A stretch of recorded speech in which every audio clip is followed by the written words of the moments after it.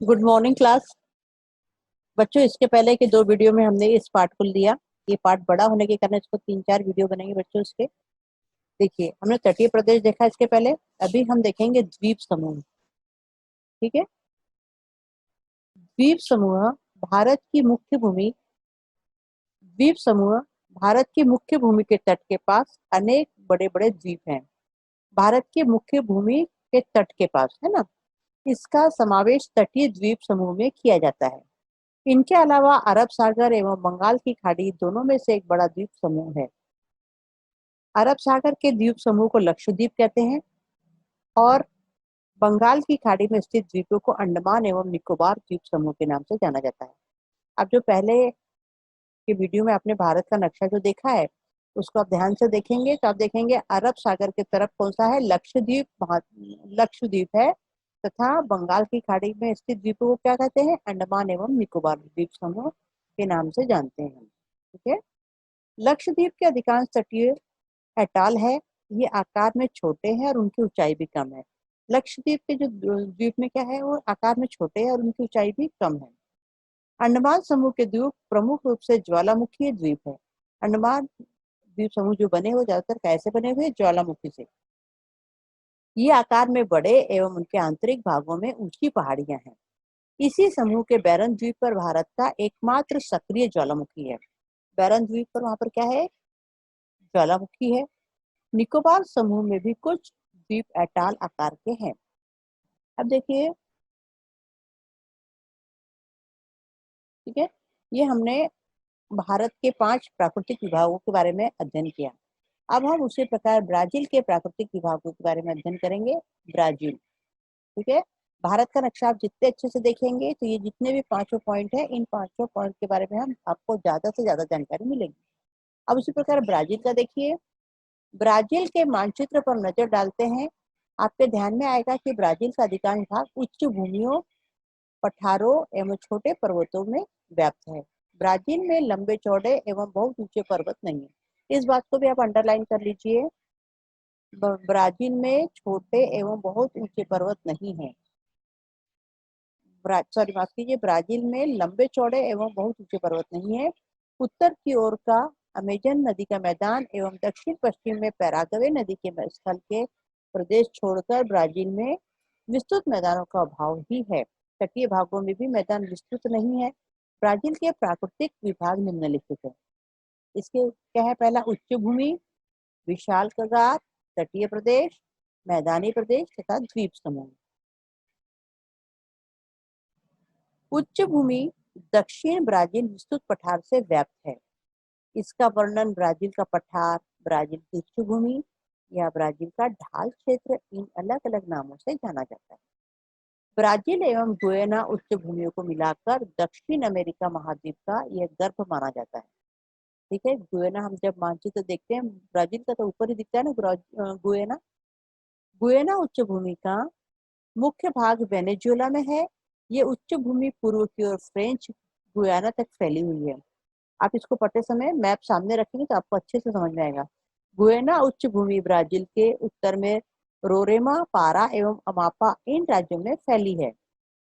Brazil में इस उच्च भूमि को कम ऊंचा भाग आता है, लेकिन ब्राजील का सर्वोच्च शिखर पिंको डी नेबलिना ब्राजील एवं वेनेजुएला की सीमा पर है और उसकी ऊंचाई कितनी है, देखिए, ये देखिए ऊंचाई उसकी है 3014 मीटर। ब्राजील उच्च भूमि के दक्षिण व पूर्व की ओर के भाग की ऊंचाई 1000 मीटर से अधिक है, किंतु अन्य भागों में ऊंचाई 500 से 1000 मीटर के बीच में है। उच्च भूमि की ऊंचाई उत्तर की ओर धीरे धीरे कम होती जाती है और इस दिशा की ओर ढाल का कुछ भाग भी ज्यादा तीव्र नहीं है। इस ढाल से बहने वाली अमेजन की सहायक नदियों द्वारा कई झरने एवं जलप्रपात बन जाते हैं। उत्तर की ओर ढलान कुछ तीव्र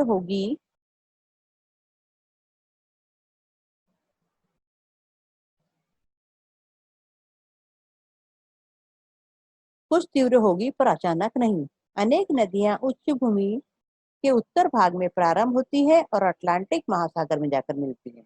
हमने देखा ना, ब्राजील की, माफ कीजिए, ब्राजील के पूर्व दिशा में क्या है, उत्तरी अटलांटिक महासागर, और दक्षिण में साइड में नीचे अपन देखते हैं क्या है, दक्षिण अटलांटिक महासागर। उच्च भूमि के दक्षिणी ढलान से पैराग्वे, पराना, उरुग्वे आदि नदियों का उद्गम होता है और वे आगे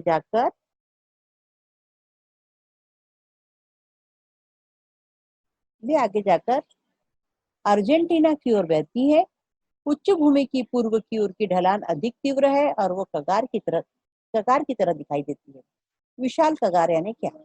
यह प्राकृतिक भाग भले ही क्षेत्र की दृष्टि से छोटा है, किंतु उसकी ढलान की प्रकृति को देखते हुए जलवायु पर पड़ने वाले प्रभाव को देखकर इसे स्वतंत्र विभाग माना जाता है। उसका विशाल कगार का जलवायु पर प्रभाव पड़ता है। उच्च भूमि की पूर्व दिशा इस कगार के द्वारा अंकित होती है। इस भाग में उच्च भूमि की ऊंचाई 790 मीटर है। कुछ भागों में ऊंचाई धीरे धीरे कम होने लगती है। साओ पाउलो से पोर्टो अलेग्रा के भाग में ये ऊंचाई सीधे एक ही ढलान से में व्याप्त हो जाती है। इस विशाल कगार के कारण दक्षिण पूर्वी व्यापारिक पवनों के प्रवाह में बाधा आती है। दक्षिण पूर्वी जो व्यापारिक पवने हैं उनको आने में रुकावट पैदा होती है। इसलिए विशाल कगार के उस पार पवन विमुख ढाल वृष्टि छाया का प्रदेश तैयार हो जाता है। इस प्रदेश के उत्तर की ओर के भाग का वर्णन अनावृष्टि चतुर्भुज के नाम से भी जाना जाता है। इस बात को भी आप अंडरलाइन कर लेंगे बच्चों। अनावृष्टि चतुर्भुज क्या है, तो उसके लिए इसका आपका आंसर आपको यहाँ पर मिलेगा। अब देखिए तटीय प्रदेश। तटीय प्रदेश ब्राजील को करीब 7,400 किलोमीटर लंबा तट प्राप्त है। इस तटीय प्रदेश को उत्तरी व पूर्वी विभागों में बांटा जा सकता है। उत्तरी व पूर्वी विभागों में उत्तर के अमापा से पूर्व के रियो ग्रांडे डो नॉर्वे तक उत्तर तट कहा जा सकता है। उससे आगे दक्षिण में फैले हुए तट को पूर्वी तट कह सकते हैं। मैं आपके सामने मानचित्र रखकर पढ़ेंगे, आपको अच्छे से एकदम समझ में आएगा। उत्तर तट पर अमेजन के साथ साथ अनेक नदियां आकर मिलती हैं, इसलिए यह तट समतल और नीचा है। इस किनारे पर माराओ द्वीप, माराजो की खाड़ी और साओ मार्कोस की खाड़ी है। माराजो एवं तटीय बड़ा बड़ा तटीय द्वीप है। वे अमेजन एवं टोकान्टिस नदियों के मुहाने के दरमियान में तैयार हुए हैं। पूर्वी तट पर अनेक छोटी नदियां आकर मिलती हैं। इस भाग में साओ फ्रांसिस्को नामक बड़ी नदी अटलांटिक महासागर में आकर मिलती है। इस तट पर दूर दूर तक फैली हुई कुलीन एवं तटीय बालू का भित्तियां दिखाई देती हैं। कुछ भागों में इन किनारों की रक्षा प्रवाल भित्तियों एवं द्वीप द्वारा होती है। ठीक है, उसी प्रकार मैदानी प्रदेश देखिए। ब्राजील में मैदानी प्रदेश दो विभागों में दिखाई पड़ते हैं। उत्तर की ओर का अमेजन की मैदान का भाग और दक्षिण पश्चिम का पैराग्वे पराना नदियों का भाग। अमेजन ब्राजील का सर्वाधिक विस्तृत मैदानी प्रदेश है। अमेजन के मैदान का सामान्य ढाल पूर्व की ओर है। अमेजन खाड़ी ब्राजील के पश्चिम में बहुत चौड़ी है। इसके पहले भी प्रश्न ऊपर आया था कि सबसे चौड़ा भाग कौन सा है, तो आप इसको पढ़कर आप लिख सकते हैं। 1300 किलोमीटर और दो उच्च भूमियों जहाँ बहुत पास आती है, वहां यह चौड़ाई 240 किलोमीटर इतनी कम हो जाती है।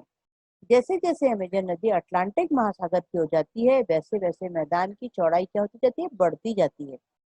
यह मैदानी भाग पूर्णतः वनों से व्याप्त है। बार बार आने वाली बाढ़ और वनों के नीचे जमीन पर उगने वाली घनी वनस्पतियों के कारण यह मैदानी प्रदेश बहुत दुर्गम बन गया है। कैसा बन गया है? बहुत ही घना वृक्ष है वहां पर।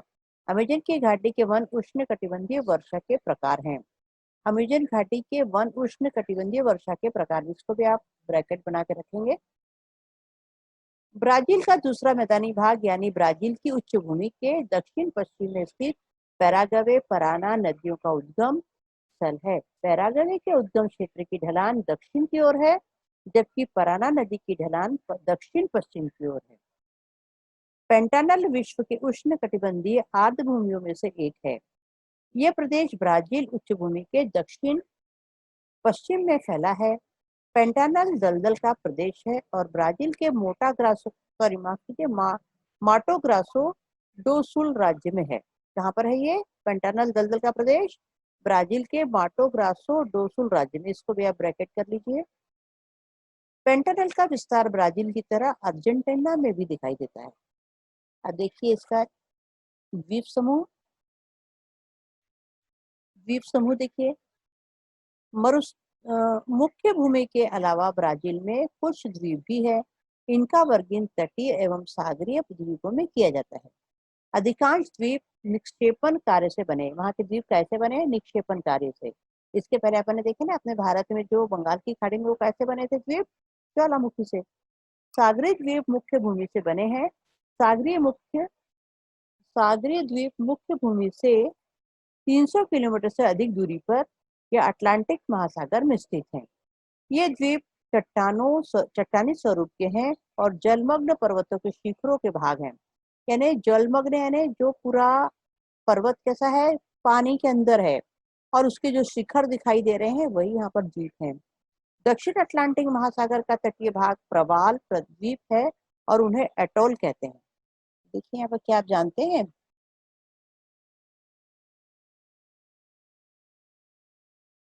प्राइया डू कैसिनो अथवा कैसिनो ब्राजील का सुदूर दक्षिण की ओर का पुलिन है। ये विश्व की सबसे लंबी पुलिन मानी जाती है। इसको भी आप अंडरलाइन कर लीजिए, ब्रैकेट बना लीजिए। प्राइयो डू कैसिनो अथवा कैसिनो ब्राजील का सुदूर दक्षिण की ओर पुलिन है। यह विश्व की सबसे लंबी पुलिन मानी जाती है। इस वालुकामय तट की लंबाई 200 किलोमीटर से अधिक है। बच्चों, इसके बाद के वीडियो में इसकी अपन एक्सरसाइज लेंगे। ठीक है, अभी हम इस वीडियो को यहीं पे खत्म करते हैं। धन्यवाद।